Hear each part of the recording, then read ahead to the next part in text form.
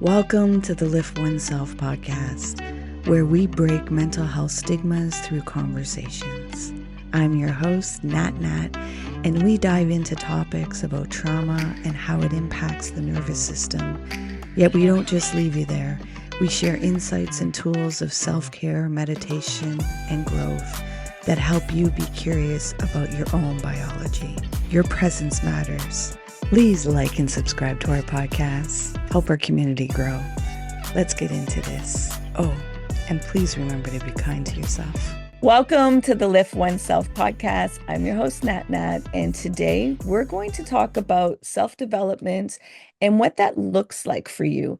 Also, we're going to talk about growth and not in the way that you may think it is. We're going to talk about the shadow side of it that a lot of people aren't being real and bringing you to where you are and where you can go, not giving you some imaginary places where it feels like the donkey always chasing the carrot, but not being able to really attain it. So our guest today is Kevin, and he's going to walk us through what he has discovered for himself and what he offers to his clients.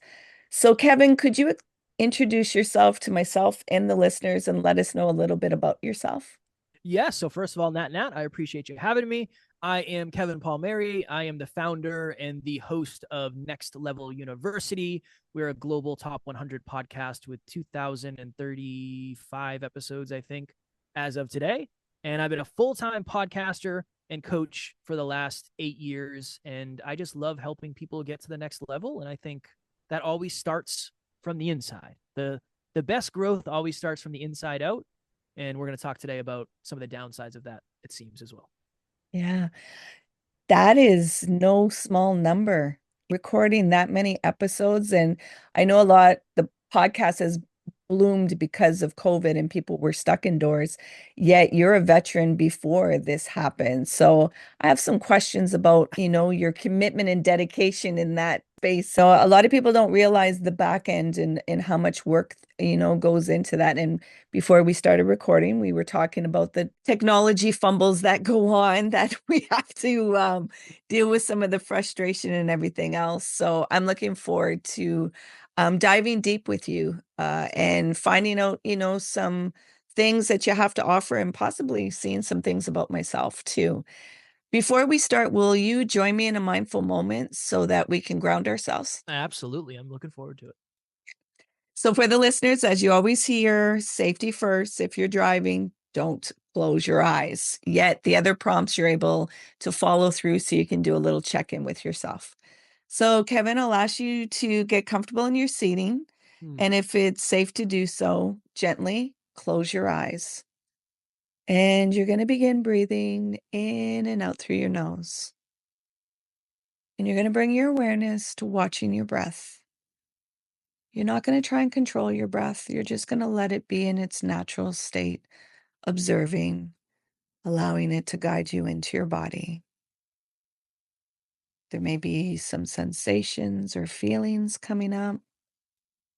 Let them surface. You're safe to feel.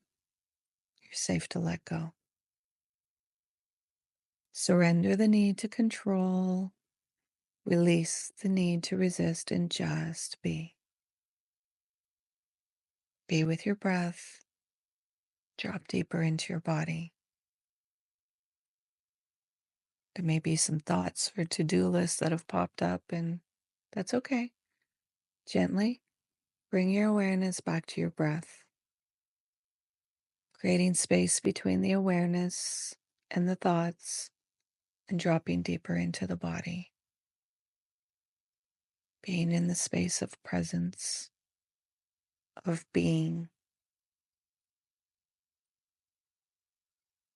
Again, more thoughts may have popped up. Bring the awareness back to your breath. Beginning again. Creating even more space between the awareness and the thoughts. And completely surrendering into the body. Being in that presence. Being in that being.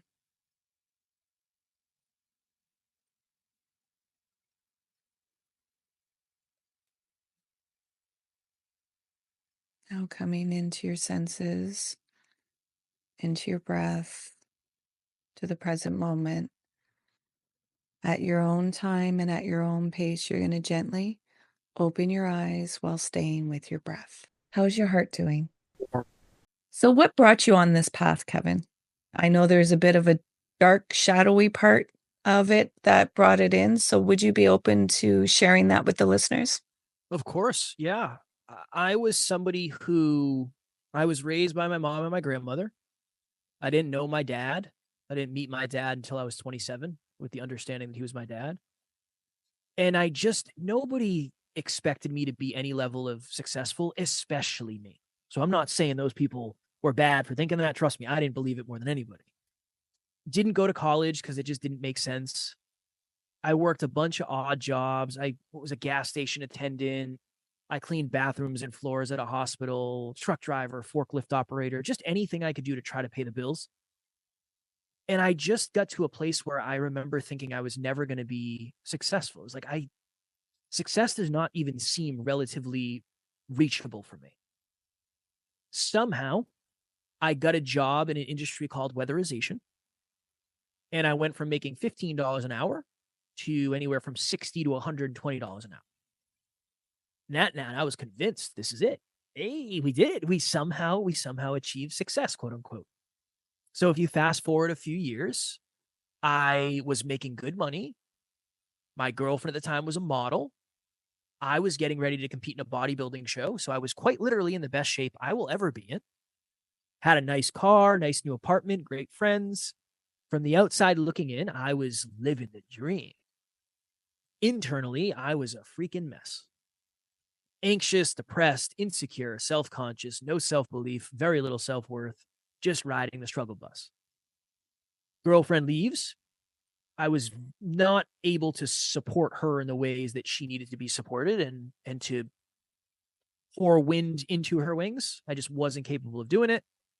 So when she left, that was my initial rock bottom. Heartbroken, eating disorder after my bodybuilding show, work got slow, just not a good place. Mm-hmm. I would love to tell you that's when I did the work. That is not when I did the work. I was like, I need to make more money. That's the problem. I haven't made enough money yet. So the next year I worked so hard and I ended up making $100,000 at 26 with no college degree, which that was my goal. Like if I could do that, everything would fix itself. Remember opening my final pay stub, I didn't feel any different. Externally, the bank account was good and I felt abundant there, but internally as scarce as you could be. I remember I had this moment where I thought to myself, for most of my life, I have lived unconsciously. The opposite of unconscious is hyperconscious. I want to live like that.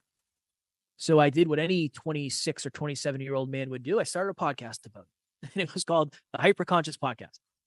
And I fell in love with podcasting and I fell in love with growth and I fell in love with self-awareness and deep conversations. But as you know, in the beginning, there isn't a line out the door of people saying, hey, this is a great idea. How much money would you like us to give you so you can do it full time?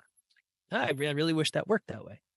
So I had to keep going to this job that now I just hated. I was traveling for months at a time, staying in gross hotel rooms, staying up all night. It was just bad. So my depression got worse. My anxiety got worse. I was homesick before I even left. And eventually I woke up in a hotel room getting ready for work one morning. I was 6 hours away from where I lived. And the best way to explain it is there was 10 televisions on in my head at the same time, and every single one was on a different station. And one is saying, you're stuck here forever. You got lucky, Kev. You can't leave here. You're never going to get lucky like this again. That doesn't happen.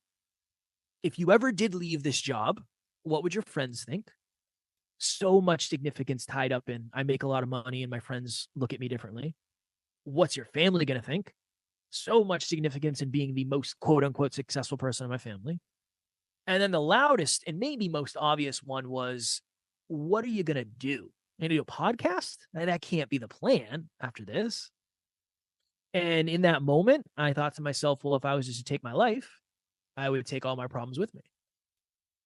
And that is where the desire to do this and tell my story and be open and be vulnerable and be real and raw came from, I really want to be the person that I needed in that moment. Like, that is my mission. That is my purpose. That's what I'm supposed to be doing. I reached out to a friend who I trusted. He's now my business partner, so it worked out. He gave me some really good advice and some really good perspective shifts. And then I ended up leaving that job 3 or 4 months later. And I've been doing this full time since then. Yeah. For the vast majority of time, it was full time, overtime, no pay. So we didn't just go from there to here. But, and maybe this is a lesson for all of us. This was definitely a big lesson for me. I remember one day I was walking around my kitchen and I had left my job. I was the brokest I had ever been. I was the loneliest to that point I had ever been. And there was no prospect of success on the horizon. But I, for the first time ever, was proud of myself. I was proud of what I was doing. And I actually felt a weird thing called fulfillment. And that was the first time I could ever check those 3 boxes. And I remember thinking, I think I might be onto something here. As miserable as it is right now, externally, there's some good stuff going on internally. And I fell in love with that. And I fell in love with adding value to others. And here we are many years later, and we are doing it better than ever, hopefully. That's the goal. Yeah. Thank you for, that vulnerability and walking us through what it looked like, because unfortunately, social media glamorizes a lot of things, and then people get the wrong idea and they think, well, if I just put hard work in, it'll come. And it's like, well, if it doesn't feel good on the inside, you can have all the lavish things, yet you're not getting that real fulfillment from inside. Mm. I want to ask you, in your journey of self-improvement, how have you learned to distinguish between growth and honoring your current state of being? It's a great question. I do a lot of reflection. So when I'm really high emotionally or really low emotionally, I look back because, very honestly, I don't know if I actually understand where I am. I think I do, but I don't know if I actually do. So I look back and I want to be super, super grateful for all that has happened from then until now. And then I think of the future and I want to stay ambitious to what I want to accomplish. So we call it grateful ambition. I'm grateful for everything. I am so grateful for the human I've become and all the work I've done, the amazing opportunities and the roof over my head, all of that stuff. And I'm very ambitious to continue this mission and add more value and help more people and just rinse and repeat that forever. But I think it's the attempt to have daily gratitude through practice, not just saying it, showing it. I'm grateful for a strong, capable body. I better be in the gym every day, proving that. I'm grateful for my wife. I better be showing that. So yeah, I think I just try to make sure I'm walking the talk when it comes to that. But very honestly, I have days where I wake up where I kind of sort of have to pinch myself. And I don't really know how all this happened the way it did. So I think I start with gratitude because I feel like I'm playing with house money. I feel like that's the best way to put it. Like I'm very blessed to be here and I want to make sure I hang on to that. If I get arrogant, all of this goes away. And if I ever lose sight of how privileged I am to do this, all of this goes away. And it's very important for me that it doesn't, obviously. Understood. I want to ask you, the part that wanted to end it all or, shut down, does it ever come and whisper at times? And if it does, how do you hold the space of energy for it? No, no, I'm convinced that what happened to me was my core values, my core beliefs, and my core aspirations were all in conflict. For too long, there were too many whispers that turned into screams that I just blocked out. My core value of freedom and time freedom and being able to do what I want, Mhm. I would consider this maybe like a core need of certainty. I traded both of those in almost completely for the core desire, the core aspiration of making money. So I'm somebody who it's way less now because I've worked at it, but I was so certainty driven. I would find out Sunday night what state I was working in. And then Monday or Sunday night, I'd pack my bag for however long I'd be gone. And I had never been to the state. I didn't know where I was. It was just uncertainty all the time. And I was driving 6 to 12 hours with somebody else sharing a van. We stayed in a hotel room together. There was no flexibility. That was what I did. So I had no certainty and no time freedom, but I was making a boatload of money. So I think I pushed down what would have been fulfilling to me for so long that eventually it just kind of broke. A mixture of all that. And I always liken it to finding a key that you think will open the door, realizing that that key doesn't open the door. So then you go search for another key. The relationship was a key. Okay, that didn't work. The dream body, that was a key. Okay, that didn't work. The dream car, that didn't work. And then eventually it's like the money must be it. That's the last remaining key. When you put it in and you turn it and the door doesn't open, it does strange things to your mind. So I think it was really a mixture of all of that. But no, I haven't had anything like that since. I still have days where it's like, I would just rather lay in bed than do anything, but it's not like it used to be at all. Yeah. So can you let the listeners know what the difference is between self-improvement and self-relationship? Are they intertwined, or is there a real difference, or? I think they're very closely connected. Self-relationship is the way you look at yourself, which dictates the way you feel about yourself. And I think the way you feel about yourself dictates how much you invest in yourself. Mhm. And then self-development, self-improvement, personal development, self-help, any of those labels is you recognizing the delta between where you are and where you aspire to be, and then hopefully in a positive, constructive way, filling in those gaps. Not beat yourself up, not you're terrible. It's not that. It's to develop oneself. It's to improve oneself. You can improve something that's already great. You can improve something that's already capable. It doesn't mean that you're not capable. It just means that there's room to grow. And I think as somebody who has spent the last 8 years essentially every day growing, I have a long way to grow.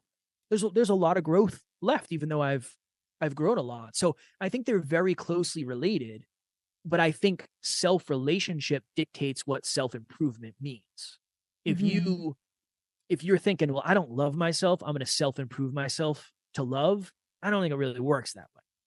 I think you got to start with the relationship with self, figuring out where does that all tie in, where does that come from, where do you love yourself, and then you can improve that. I think self-relationship is the concrete foundation, and self-improvement is the floors that you build on top. So where does habit land in there? I think habit and habits in general are the requirement is a concrete word. The best way to improve, from my perspective at least. I'm somebody who struggled a lot with awareness. I didn't know what to do. When somebody tells me what to do, I'm really good at building habits because I genuinely want the result. So yeah, habit is what you are doing day in and day out, whether it is or is not aligned with the life that you aspire to, Mhm. and then how it makes you feel about you. Habits are the behaviors that dictate whether or not you're going to achieve what you said you want. And at times they can feel constricting. At times it can feel concrete for sure. And there's ways to work with that and to work around that. But yeah, it is essentially you say, I want X goal. So I'm going to determine that's the location. The GPS is essentially the habits. It's like, all right, I'm going to do this, which is going to lead to this result, which is going to lead to this result. And then you just check in. I'm a little off course. I feel like maybe I missed a turn somewhere. All right, let me redirect. And essentially, when you do that for long enough, when I started this journey, I tracked 5 habits. And my business partner suggested it. And I said, I'm terrible. No, I don't want to do that. Sounds terrible. I don't want to do that. And it was like, oh, this is something. All right. So I can, if I know how much money's in my bank account, that's like good. Now I have awareness and I can, okay, cool. Let me do that. And now it's, I don't know how many, it's 20 something habits maybe. And now when I wake up, I know exactly what I can be doing to get closer to my goals. And that level of certainty is, and clarity is such a privilege. So yeah, it essentially becomes the roadmap on how to get to how to get from where you are today to where you want to get to. And the beautiful thing about it is you can hit the gas harder. You can take your foot off the gas. You can hit the brakes. You can go in a different direction. There's a lot of flexibility within the consistency, I would say.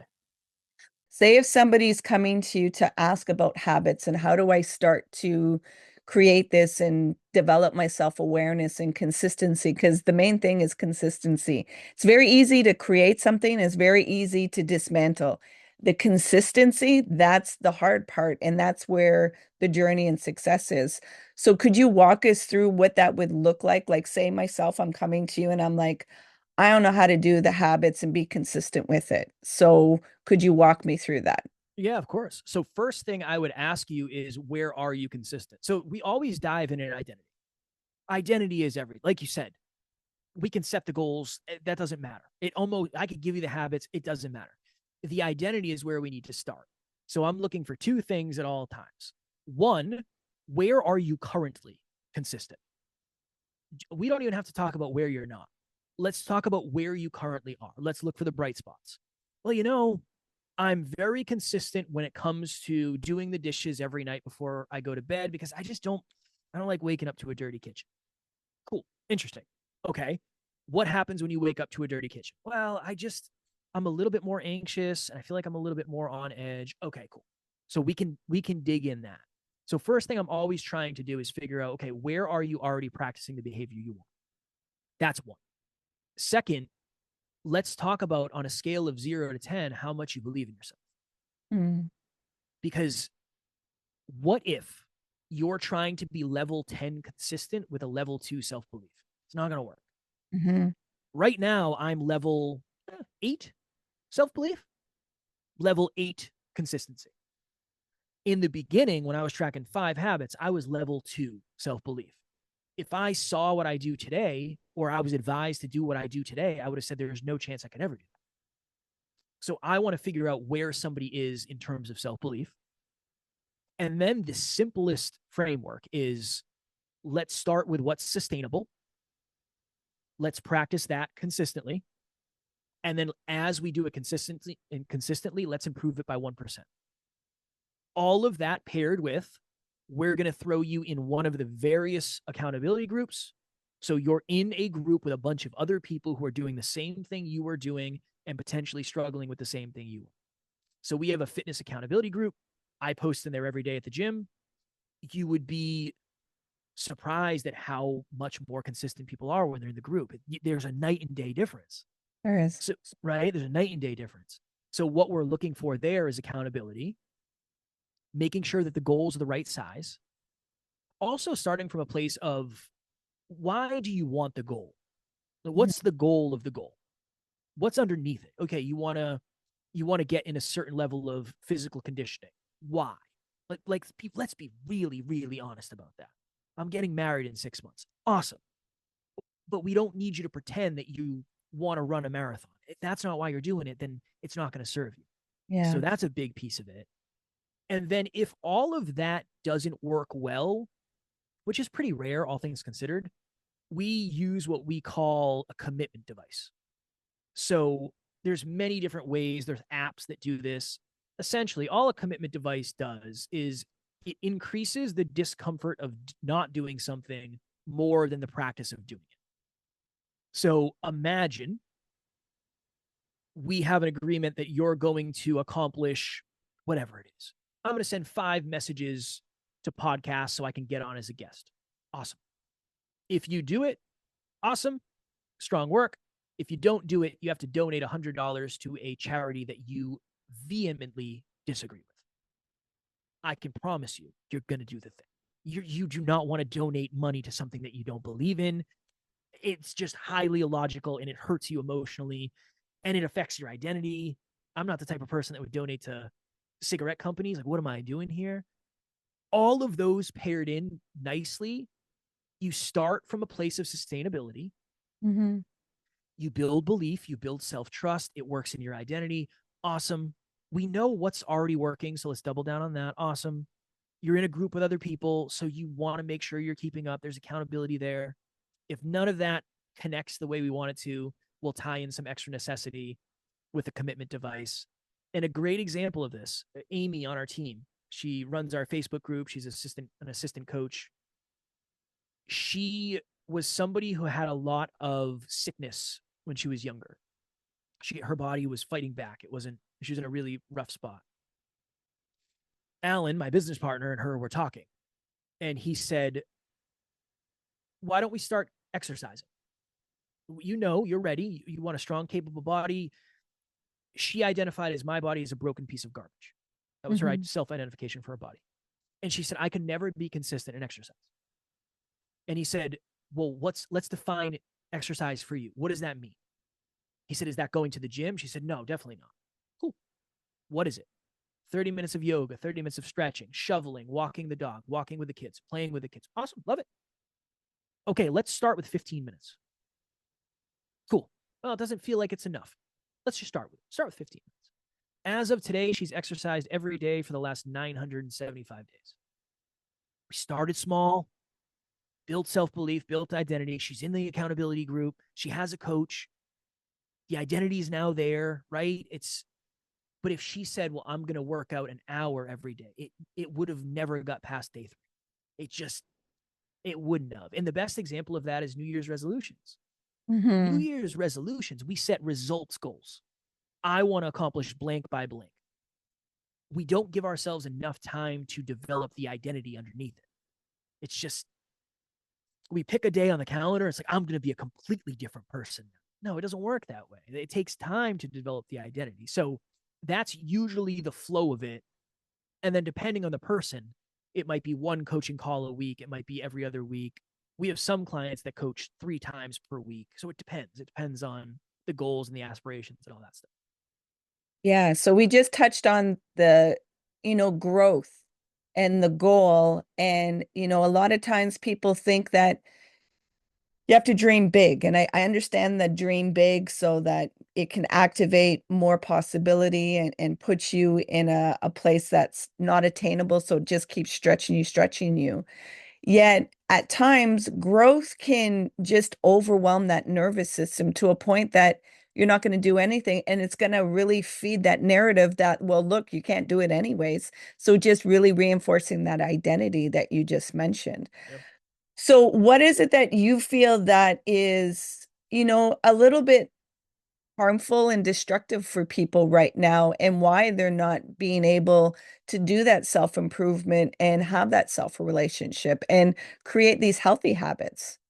I think it is one of 2 things, and I guess it's kind of the same thing, but it's not having the humility to start embarrassingly small. I really think that is the biggest. So if we think about it, my business partner and I are a really good example of this. He has level 12 out of 10 self-belief. He thinks he can accomplish anything. And for the most part, he always accomplishes what he says he's going to. In the beginning, he would say, like, Kev, you got to have bigger goals. Well, just believe in yourself more. Go, fail forward. Just go look like an idiot, and eventually it won't suck as much. It's like, that's all terrible advice for me, sir.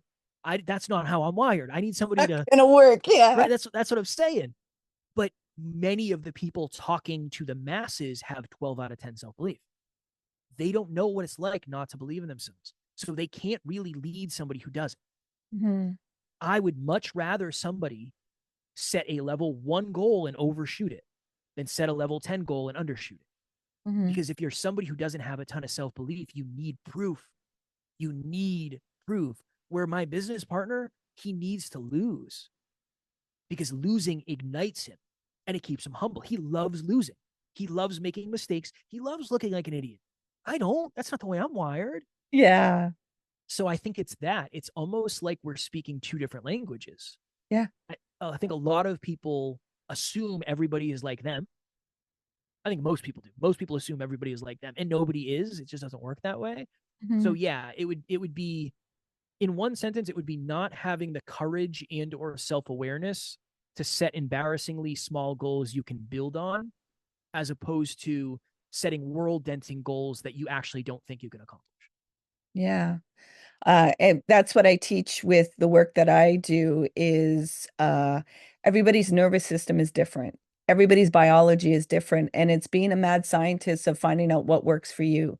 not being in that comparison trap, which is so eluding. Like, there's that statement of like aim for the moon, but you'll land in the stars. And it's like, okay, yet if I just land in the stars and I wanted the moon, that could send me in a spiral of shutting down for a very long time. I won't even see that I reached those stars. I will just be so focused that I didn't get to the moon.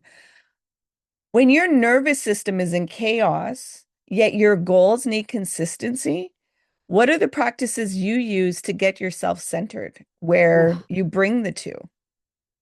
This is a tough one because I don't think my advice to me is going to land for anybody else necessarily. No, no, I'm not, and I'm not asking that. Okay. I'm asking for the relatability so somebody has an insight of what it looks like for you.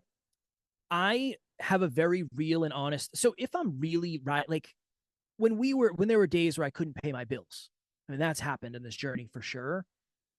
I definitely gave myself way more grace of Kev, I understand you don't want to work today. And I understand you have very little belief in almost anything you're doing. We have to keep momentum. We have to, we have to, we have to. My emotions right now, again, as long as it's in a constructive way, my emotions right now cannot stop me from making momentum, or these emotions are going to stay forever. Mhm. Today, it's more, do you want it or not? Do you actually want what you say you want? Yes or no? Yes. Okay, cool. Let's do the thing. But I'm very privileged where my life is set up very well based on the Mhm. fact that I can sleep 8 hours a night and I can eat good food and I can drink plenty of water and I can do, for the most part, I can do the stuff that I really enjoy, I'm really good at, and that fulfill me. So very rarely is my nervous system freaking out, especially if we have money in the bank. If we have money in the bank, the building could be on fire and I don't really think about it that much.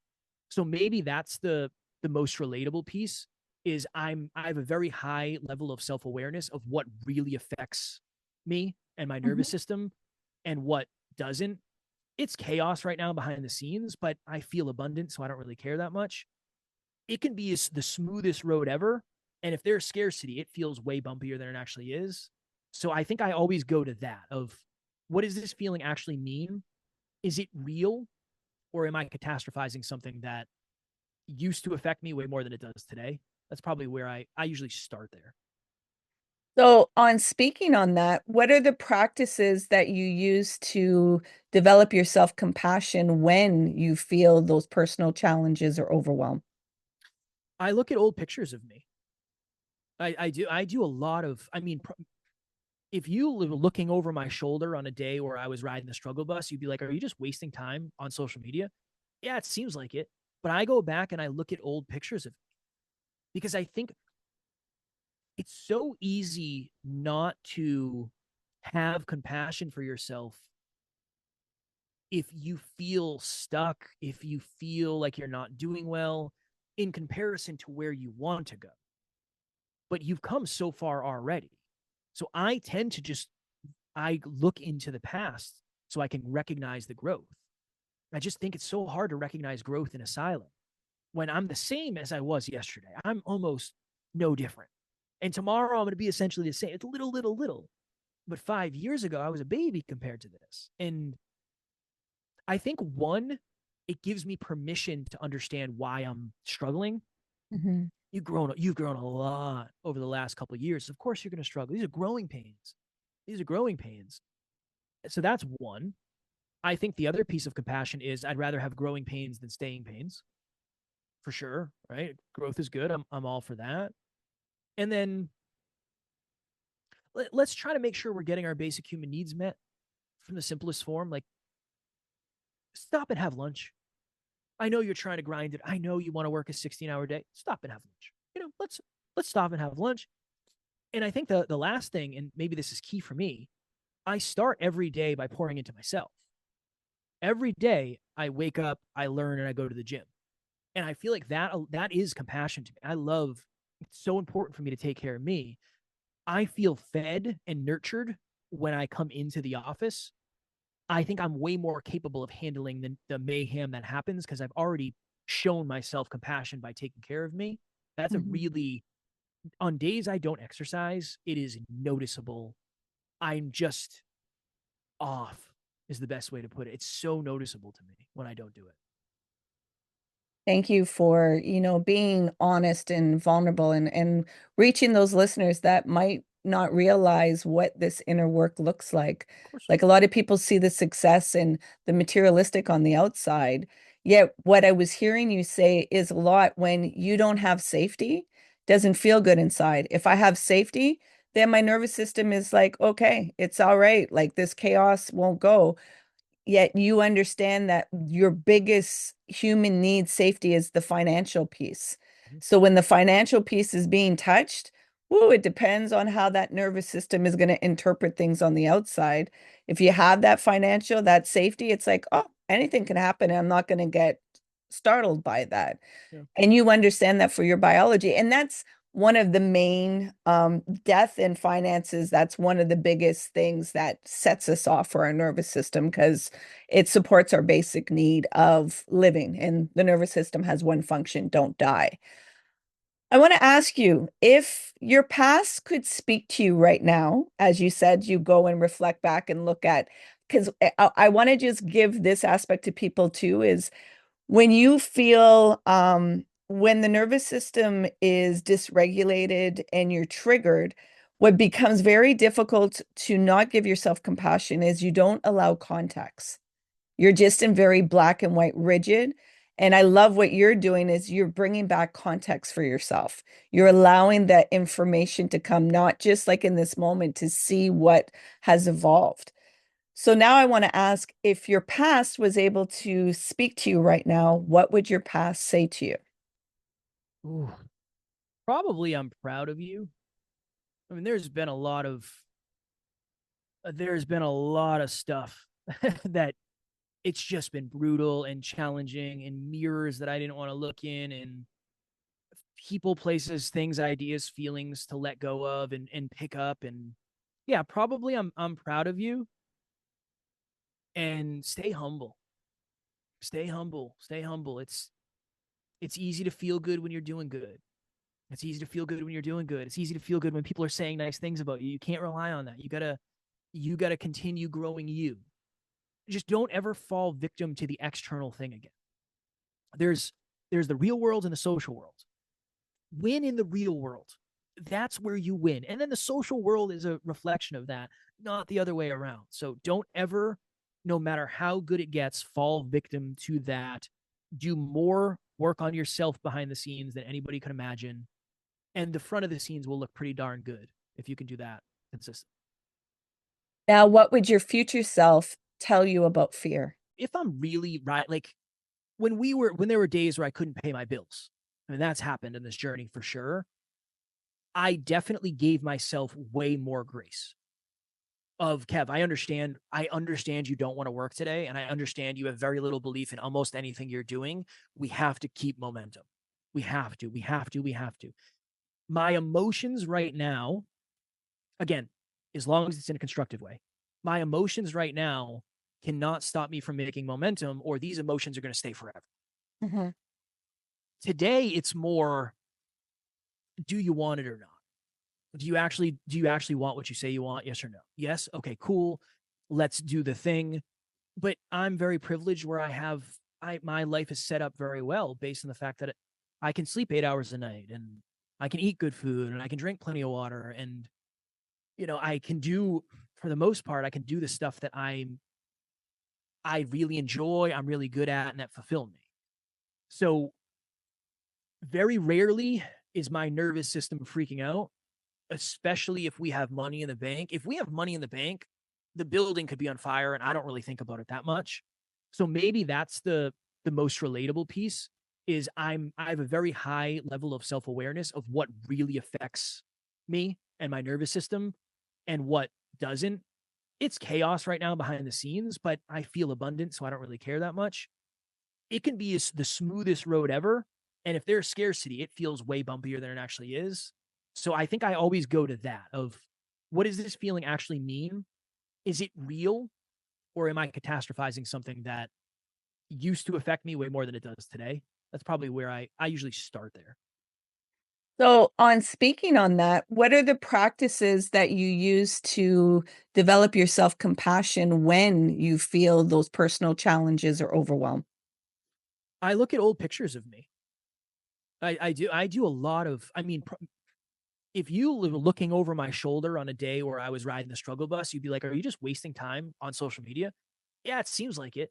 But I go back and I look at old pictures of me because I think it's so easy not to have compassion for yourself if you feel stuck, if you feel like you're not doing well in comparison to where you want to go. But you've come so far already. So I tend to just I look into the past so I can recognize the growth. I just think it's so hard to recognize growth in a silo when I'm the same as I was yesterday. I'm almost no different. And tomorrow I'm going to be essentially the same. It's little. But 5 years ago, I was a baby compared to this. And I think one, it gives me permission to understand why I'm struggling. Mhm. You've grown a lot over the last couple of years. Of course you're going to struggle. These are growing pains. These are growing pains. So that's one. I think the other piece of compassion is I'd rather have growing pains than staying pains, for sure. Right? Growth is good. I'm all for that. And then let's try to make sure we're getting our basic human needs met from the simplest form. Like stop and have lunch. I know you're trying to grind it. I know you want to work a 16-hour day. Stop and have lunch. Let's stop and have lunch. And I think the last thing, and maybe this is key for me, I start every day by pouring into myself. Every day I wake up, I learn, and I go to the gym. And I feel like that is compassion to me. I love it's so important for me to take care of me.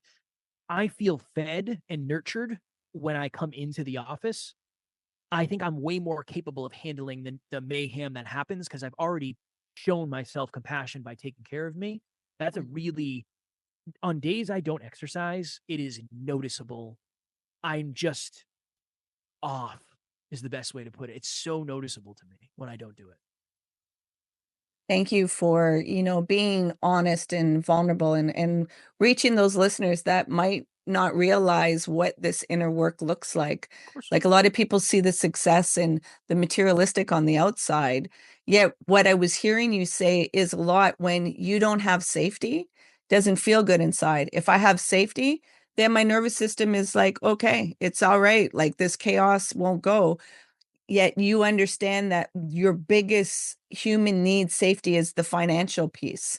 Mhm. So when the financial piece is being touched, whoa, it depends on how that nervous system is going to interpret things on the outside. If you have that financial, that safety, it's like, oh, anything can happen. And I'm not going to get startled by that. Yeah. And you understand that for your biology. And that's one of the main death and finances. That's one of the biggest things that sets us off for our nervous system because it supports our basic need of living. And the nervous system has one function: don't die. I want to ask you if your past could speak to you right now, as you said, you go and reflect back and look at, because I want to just give this aspect to people too is when you feel, when the nervous system is dysregulated and you're triggered, what becomes very difficult to not give yourself compassion is you don't allow context. You're just in very black and white rigid. And I love what you're doing is you're bringing back context for yourself. You're allowing that information to come, not just like in this moment to see what has evolved. So now I want to ask if your past was able to speak to you right now, what would your past say to you? Ooh. Probably I'm proud of you. I mean, there's been a lot of stuff that it's just been brutal and challenging and mirrors that I didn't want to look in and people, places, things, ideas, feelings to let go of and pick up. And yeah, probably I'm proud of you and stay humble. Stay humble. Stay humble. It's easy to feel good when you're doing good.